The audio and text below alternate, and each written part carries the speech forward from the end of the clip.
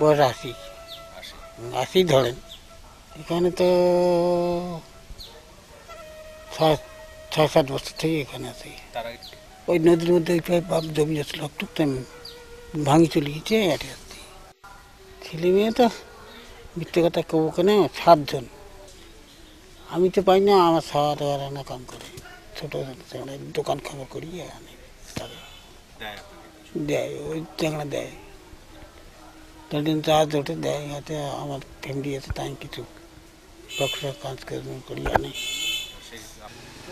এই তো মাটি কাটা লাগছে, একটু খেতে দেয়, অন্য অন্য দেশে দেয়, বাড়ির করি এই গৃহস্থ নেয় ঘাস টাস বাছাবাছি করার জন্য। এখন তো কিষানি কাজ করছিলাম, কৃষি কাজ করছিলাম বাড়ি বাড়ি, সেখান থেকে চাল টাল আনছিলাম, পয়সা করে দেয়, খাচ্ছিলাম। এখন অভাবের দিকে আছে। মাসে হয়তো মাসে 10 দিনও হতে পারে। হ্যাঁ, খাওয়া যদি পালায়, যদি কোনো ট্যাংরা মানুষ পালাইতে পারে নাই, তাহলে কী করি আমরা? না, কিচ্ছু নেই আমাদের।